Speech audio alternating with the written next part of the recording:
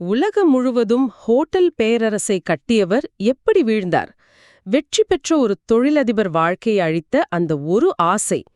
Saravana Bhavan founder Rajagopal கதையின் இருண்ட பக்கம் என்ன? சரி, இத கொஞ்சம் விரிவாங்க பார்ப்போம். இன்னைக்கு நம்ம பேசுற விஷயம் சும்மா ஒரு கிரைம் ஸ்டோரி கிடையாது.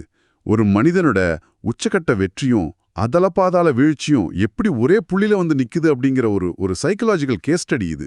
ஆமா, இன்றைய நமது இந்த ஆழமான அலசலோட நோக்கமும் அதுதான். நக்கீரன் இதழோட மிக விரிவான ஒரு புலனாய்வு கட்டுரையை நம்ம சோர்ஸா எடுத்திருக்கோம்.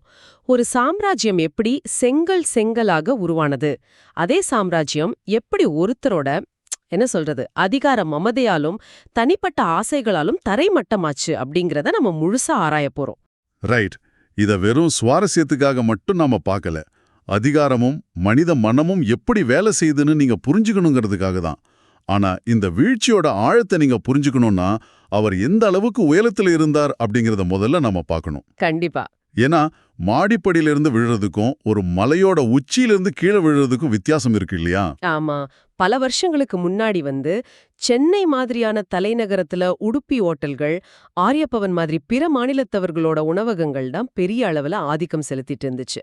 அந்த நேரத்துல யாருமே யோசிக்காத ஒரு புதுமையான அணுகுமுறையோட தன்னோட அசுர உழைப்பால சரவணபவன் அப்படிங்கிற உணவகத்தை தொடங்கி மாபெரும் வெற்றி அடைஞ்சவர் தான் ராஜகோபால்.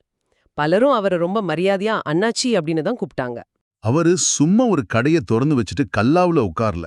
அவரோட பிசினஸ் வியூகங்கள் எல்லாமே அந்த காலகட்டத்துக்கு ரொம்ப அட்வான்ஸ்ட். அதாவது அவர் தொழில்ல பக்தியை மட்டும் முன்னிறுத்தல, வாடிக்கையாளர்களை திருப்திப்படுத்துறதுல ஒரு கார்ப்பரேட் சிஇஓ மாதிரி யோசிச்சார். ஆமா, ஒரு கஸ்டமர் சாப்பிட வரும்போது முகம் சுளிக்க கூடாதுன்னு முடிவு பண்ணார். எக்ஸாக்ட்லி. பரிமாறும் ஊழியர்களுக்குன்னு ஒரு தனி யூனிஃபார்ம், முடி திருத்தம் செஞ்சிருக்கணும்னு ரூல்ஸ் கொண்டு வந்தாரு. எல்லாமே ஒரு பெர்ஃபெக்ட் சிஸ்டமா இருக்கணும்னு நினைச்சார். நீங்க சொல்றத பார்த்தா அந்த நக்கீரன் கட்டுரையில குறிப்பிட்டிருந்த ஒரு முக்கியமான விஷயம் ஞாபகத்துக்கு வருது. அந்த காலத்துல பல ஹோட்டல்கள்ல தண்ணீர் பரிமாறும் போது சர்வர் தன்னோட கட்டவிரல அந்த டம்ளருக்குள்ள நுழைச்சு பிடிச்சிட்டு கொண்டு வந்து வைப்பாங்க. அது ரொம்ப வருஷமா இருந்த ஒரு ஆரோக்கியமற்ற பழக்கம். ஆமா, அது ரொம்ப சாதாரணமா நடக்கும். ரைட். அத அடியோட மாற்றி ஒரு சுகாதாரமான சப்ளை முறையை கொண்டு வந்தவரே இவர்தான். அது மட்டும் இல்லாம பனையோல கொழுக்கட்டை மாதிரி தென் தமிழகத்துக்கே உரிய பாரம்பரிய உணவுகளை சென்னைக்கு கொண்டு வந்த முன்னோடியும் அவர்தான். இதுல இருந்து என்ன தெரியுது? அவர் எந்த அளவுக்கு ஒரு மைக்ரோ மேனேஜர் அப்படின்னு புரியுதா உங்களுக்கு? ஒரு தண்ணீர் டம்ளர்ல விரல் படக்கூடாது அப்படிங்கிற அளவுக்கு சின்ன சின்ன விஷயங்களை கூட அவரோட கட்டுப்பாட்டுல வச்சிருக்கணும்னு நினைச்சிருக்காரு. ஒரு தொழிலுக்கு இது ரொம்ப நல்ல குணமா இருக்கலாம். ஆனா இங்கதான் எனக்கு ஒரு மிக வலுவான கேள்வி வருது. ஒரு கார்ப்பரேட் சிஇஓருக்கு இணையான தொலைநோக்கு பார்வை கொண்டவர் அவர். டம்ளர்ல விரல் படுறத கூட கவனிச்சு மாத்திர அளவுக்கு ஒரு பெர்ஃபெக்ஷனிஸ்டா இருந்த ஒருத்தருக்கு தன் சொந்த வாழ்க்கையில மட்டும் இவ்வளவு பெரிய இருண்ட பக்கம் எப்படி கண்ணுக்கு தெரியாம போச்சு? அதுதான் ஒரு பெரிய முரண்பாடு. எப்படி இப்படி ஒரு சர்க்கிள் நடக்கும்? இங்கே ஆச்சரியமான விஷயம் என்னவென்றால், வியாபாரத்தில் அவர் காட்டின அந்த அபாரமான நுண்ணறிவும் அந்த அதீத கட்டுப்பாடும் தான் அவரோட தனிப்பட்ட வாழ்க்கையில ஒரு பிரச்சனையா மாறிடுச்சு. இதை கொஞ்சம் ஆழமா யோசிச்சு பாருங்க. ஒரு மனிதர்கிட்ட அபரிமிதமான பணம் குவியும் போது எல்லாமே என் கண்ட்ரோல்ல தான் இருக்கு, நான் நினைச்சது எல்லாம் பணத்தால விலைக்கு வாங்கிட முடியும் அப்படிங்கிற ஒரு மாயை அவங்களுக்குள்ள தானாவே உருவாயிடும். ஓ, அப்போ தன்னோட பிசினஸ்ல இருந்த அந்த எல்லாமே என் கண்ட்ரோல்ல இருக்கணும் அப்படிங்கிற குணம் மெல்ல மெல்ல அவரோட தனிப்பட்ட வாழ்க்கையிலையும் ஊடுருவிடுச்சுன்னு சொல்றீங்களா? ஆமா, வியாபாரத்துல எந்த எல்லைக்கு வேணாலும் போய் ஒரு விஷயத்த சாதிக்கலாம். ஆனா மனித உறவுகள்ல அப்படி முடியாது இல்லையா?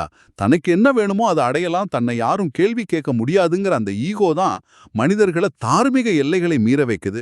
அதுக்கான முதல் படி இதுதான். அப்போ வணிக வெற்றி கொடுத்த பணமும் அது கொடுத்த அதிகாரமும் தான் ராஜகோபாலோட தனிப்பட்ட ஆசைகளை எல்லை மீற வச்சிருக்கு. நக்கீரன் கட்டுரை இதுக்கு ஒரு உளவியல் காரணத்தையும் சொல்லுது. அதாவது இளம் வயசுல அவர் ரொம்ப கஷ்டப்பட்டு உழைப்புல மட்டுமே கவனத்தை செலுத்தியிருக்காரு. ஆமா, அவரோட இளமை காலம் ரொம்ப போராட்டமா இருந்திருக்கு. அதனால ஒரு சாதாரண மனிதன் அனுபவிக்கக்கூடிய பல விஷயங்களை அவரால இளமை காலத்துல அனுபவிக்க முடியல. கைகள்ல பணம் தாராளமா புரளத் தொடங்கின பிறகு அந்த ஏக்கத்தை தீர்த்துக்க அவர் தேடத் தொடங்கியிருக்கார். பணத்தை வீசினா அவருக்கு என்ன வேணும்னாலும் கிடைச்சிருக்கும், அழகிகள் வரிசை கட்டி நின்னு இருப்பாங்க. ஆனா அவரோட தேடல் அங்க இல்லையே. இங்குதான் அவரோட அந்த வக்கரமான மனநிலை வெளியே வருது. அவர் குறி வச்சது குடும்ப பெண்களை, அதுவும் தன்னிடம் விசுவாசமா வேலை பார்க்கற தன்னோட சொந்த ஊழியர்களோட மனைவிகளை. ஆமா, இது வெறும் சபலம் கிடையாது, இது முழுக்க முழுக்க ஒரு பவர் பிளே.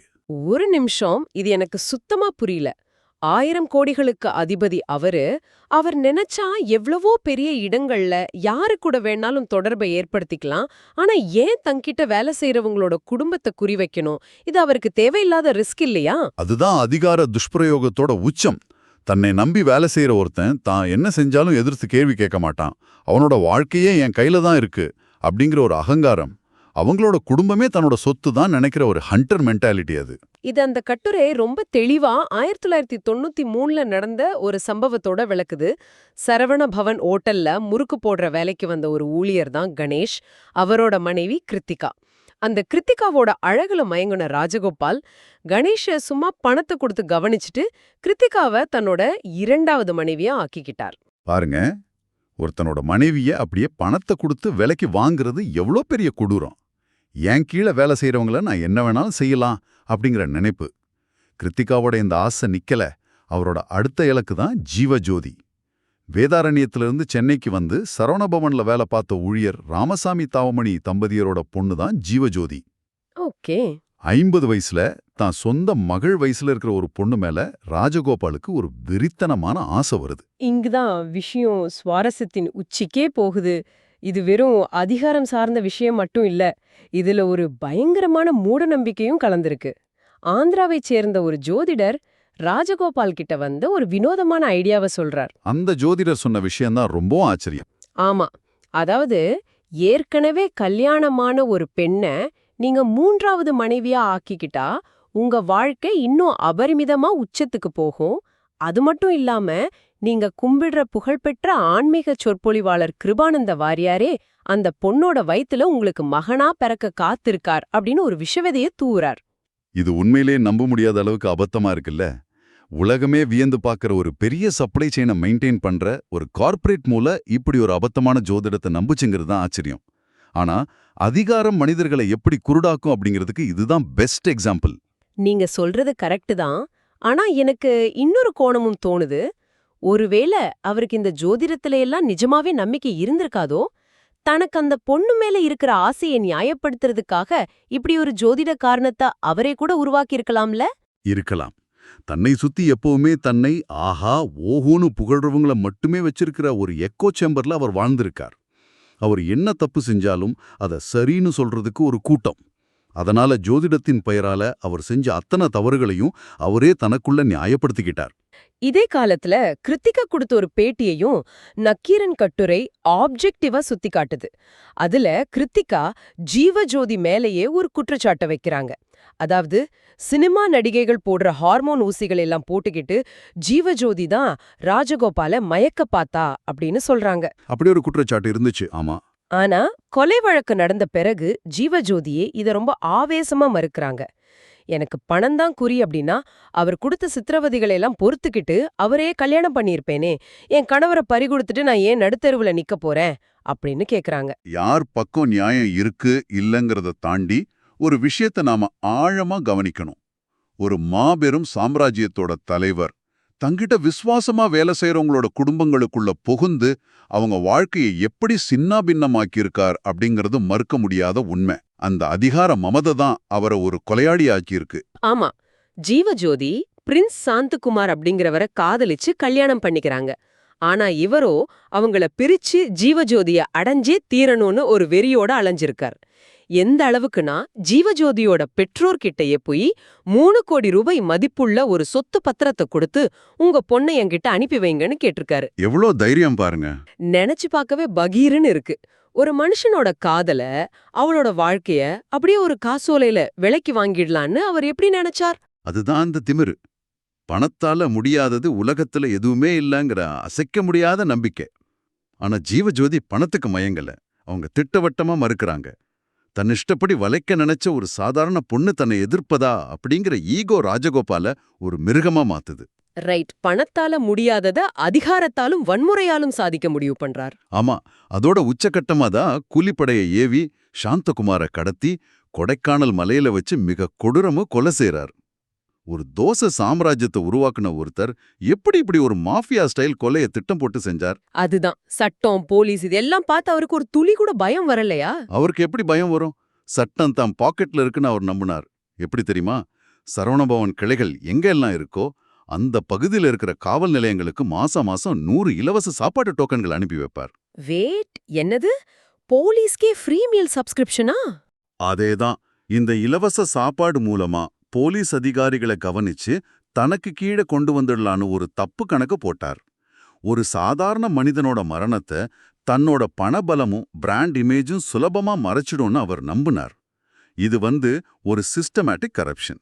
எவ்ளோ பெரிய திட்டம்! ஆனா ஒரு சின்ன நூல் அறுந்தாலும் மொத்த மாலையும் சிதறடும் இல்லையா? இந்த வழக்குல அந்த நூல் டிரைவர்கள். சாந்தகுமார கடத்தின காரை ஓட்டுன டிரைவர், சென்னையில ராஜகோபாலோட சொந்த காரை ஓட்டுன டிரைவர், இவங்கள ஃபாலோ பண்ணிட்டு போன காரோட டிரைவர்னு அத்தனை ரகசியங்களும் இந்த 3 பேர்கிட்ட தான் இருந்துச்சு. ஆமா, அவங்க தான் இந்த கேஸ்ல முக்கியமா இருந்தாங்க. இதுல டிரைவர் பட்டுராஜன் கோர்ட்ல சரணடைஞ்சதும் தான் அத்தனை 1000 கோடி வச்சிருந்த ராஜகோபாலுக்கு முறையா மரண பயம் வந்திருக்கு. இது ஒரு பெரிய கண்ணோட்டத்துல பார்த்தா, இங்கதான் நீங்க ஒரு பெரிய பிசினஸ் பாடத்தை, என் வாழ்க்கை பாடத்தையே கத்துக்கணும். ஒரு பெரிய சாம்ராஜ்யத்தை உருவாக்குறது கஷ்டம்தான். அதுக்கு பல வருஷம் அர்ப்பணிப்பு தேவை. ஆனா அந்த வெற்றியை காப்பாத்துறதுக்கு பாருங்க, அது ரொம்ப ரொம்ப கஷ்டம். அறநெறி, அதாவது எத்திக்ஸ் இல்லாத எந்த வெற்றியும் நிலைக்காது. கண்டிப்பா. நீங்க வியாபாரத்துல உச்சத்தை தொடலாம், ஆனா உங்க கேரக்டர்ல விழுகிற ஒரு சின்ன ஓட்டை நீங்க கட்டுன மொத்த கப்பலையும் மூழ்கடிச்சிடும். ராஜகோபாலோட வாழ்க்கை நமக்கு சொல்ற பாடம் அதுதான். 100க்கு 100 உண்மை. எவ்ளோ பணம் இருந்தாலும் ஒரு கட்டத்துல கர்மா எப்படி திரும்ப தாக்கும் அப்படிங்கறத இந்த வழக்கின் முடிவு ரொம்ப அழுத்தமா நமக்கு உணர்த்துது. இதுல ஜீவஜோதியோட தைரியத்தை நம்ம பேசியே ஆகணும். ஒரு சாதாரண நடுத்தர வர்க்கத்து பெண் உலகமே கொண்டாடுற ஒரு கோடீஸ்வரனை எதிர்த்து போராடி இருக்காங்க. ஆமா, அது சாதாரண விஷயம் இல்ல. அப்போதைய முதலமைச்சர் ஜெயலலிதாவை நேரில் சந்திச்சு ராஜகோபால் கொடுக்கிற அச்சுறுத்தல்களை எல்லாம் தைரியமா சொல்லியிருக்காங்க. அந்த தைரியம்தான் மொத்த வழக்கையும் திருப்புச்சு. ஒரு முதலமைச்சரோட நேரடி பார்வைக்கு இந்த விஷயம் போனதும் போலீஸ் எந்த அரசியல் தலையீடும் இல்லாம தீவிரமா விசாரிச்சாங்க. நக்கீரன் கட்டுரையிலயும் ஜீவஜோதி இது ரொம்ப எமோஷனலா சொல்லியிருக்காங்க. ஜெயலலிதா மட்டும் இன்னைக்கு உயிரோட இருந்திருந்தா நான் அவங்க கால்ல விழுந்து வணங்கியிருப்பேன் அப்படின்னு சொல்லியிருக்காங்க. இதன் பிறகுதான் சென்னை உயர்நீதிமன்றம் ராஜகோபாலுக்கு விதித்த ஆயுள் தண்டனையை உச்சநீதிமன்றமும் விசாரிச்சு உறுதி செஞ்சிச்சு. அதோட முடிவு எவ்வளவு துயரமானதுன்னு பாருங்க. 72 வயசு, கையில பல்லாயிரம் கோடி சொத்து. ஆனா அந்த பணத்தால அவருக்கு ஒரு நிம்மதியான தூக்கத்தை வாங்க முடியல. ஒரு குற்றவாளியா நீதிமன்றத்துல சரணடைய வேண்டிய நிலை. இதயம், நுரையீரல், சிறுநீரகம்னு உடம்புல எல்லா உறுப்புகளும் செயலிழந்து ஸ்டான்லி மருத்துவமனையில அனுமதிக்கப்பட்டு கடைசியில வெண்டிலேட்டர் உதவியோட தன்னோட உயிரை விடுறார். ஒரு பேரரசருக்கு இதைவிட ஒரு பரிதாபமான முடிவு இருக்க முடியுமா? இதுல இருக்கிற முரண்பாடுகளோட உச்சம் என்ன தெரியுமா? மனைவி கண்ணீர் சிந்தினால் அந்த குடும்பம் தழைக்காது அப்படின்னு போதித்தவர் அந்த ஆன்மீக சொற்பொழிவாளர் கிருபானந்த வாரியார். அவர் மேல இருந்த பக்தியில அவரோட சமாதியை ரொம்ப வருஷமா பராமரிச்சுட்டு வந்தவரே இதே ராஜகோபால் தான். இது ஒரு மிகப்பெரிய ஐரணி தான். ஆனா அந்த போதனைகளை உலகத்துக்கு பரப்புன அவரே தன் சொந்த வாழ்க்கையில 2 மனைவிகளை பலிக்கடா ஆக்கி அவங்களோட தீராத கண்ணீருக்கு காரணமா இருந்திருக்காரு. வெளிய உலகுக்கு ஒரு பெர்ஃபெக்ட் பிசினஸ் மேனாகவும் ஆன்மீகவாதியாகவும் முகமூடி போட்டுக்கிட்டு உள்ள அதிகாரத்தின் போதையில அடுத்தவங்க வாழ்க்கைய அழிச்ச ஒரு இரட்டை வாழ்க்கை இது. இதுதான் மனித இயல்போட மிகப்பெரிய இருண்ட பக்கம். இதெல்லாம் கேட்கும்போது எனக்கு ஒன்னு தோணுது. பணம், புகழ், உலகமே பாராட்டுற பிராண்ட் இதெல்லாம் இருந்தும் வாழ்க்கையில ஒரு நிம்மதி இல்லைன்னா அப்புறம் அது இருந்து என்ன பயன்? வசந்த மாளிகை படத்துல நடிகர் சிவாஜி ஒரு சூப்பர் வசனம் பேசுவாரு. சரி, நான் யாரா இருந்தாலும் விடக்கூடாது, வேண்டானா விலைமாதா இருந்தாலும் தொடக்கூடாது அப்படின்னு. ஆமா, ரொம்ப பிரபலமான வசனம் அது. வியாபாரத்துல அவ்ளோ பெரிய நுணுக்கங்கள் தெரிஞ்ச ஒருத்தருக்கு ஒரு மனுஷியா அவங்க வேண்டான்னு சொன்னதை ஏத்துக்கிற அந்த அடிப்படை தத்துவம் தெரியாம போனதுதான் மிகப்பெரிய சோகம். கரெக்ட். ஒரு சாம்ராஜ்யம் கட்டுறது கண்டிப்பா ஒரு மிகப்பெரிய சாதனை தான். ஆனா அத கடைசி வரைக்கும் காக்குற அந்த ஒழுக்கும், அந்த எத்திக்ஸ் தான் உண்மையான வெற்றி. கண்டிப்பா. பணம் ஒருத்தனை எவ்ளோ உயரத்துக்கு வேணாலும் தூக்கி நிறுத்தலாம். ஆனா அறம் தவறிய ஒரு சின்ன ஆசை அவனை ஒரே நாள்ல அதல பாதாளத்துல தள்ளிடும். சரி, நம்ம இந்த ஆழமான அலசலை முடிக்கிறதுக்கு முன்னாடி உங்களை ஆழமா சிந்திக்க வைக்கிற ஒரு கேள்வியோட நான் நிறைவு செய்ய விரும்புறேன். நீங்க ஒரு புகழ்பெற்ற உணவகத்துல போய் உட்கார்ந்து சாப்பிடும்போதோ இல்ல ஒரு பெரிய பிராண்ட் பொருளை வாங்கும்போதோ அதோட சுவையையும் தரத்தையும் கொண்டாடுறீங்க. ஆனா அந்த சாம்ராஜ்யத்தை உருவாக்குனவரோட தனிப்பட்ட ஒழுக்கமோ அறமோ அந்த பிராண்டோட மதிப்பை தீர்மானிக்கணுமா? ஒரு படைப்பாளியோட மோசமான குணங்கள் அவனோட படைப்பை பாதிக்குமா? கலையையும் கலைஞரனையும் பிரிக்க முடியுமா? அப்படிங்கறது போல ஒரு பிராண்டையும் அது உருவாக்குனவனோட தனிப்பட்ட குற்றங்களையும் நம்மால பிரிச்சு பார்க்க முடியுமா? இத கொஞ்சம் பொறுமையா சிந்திச்சு பாருங்க. மீண்டும் இதே மாதிரி உங்களை யோசிக்க வைக்கிற மற்றொரு ஆழமான அலசலில் சந்திப்போம்.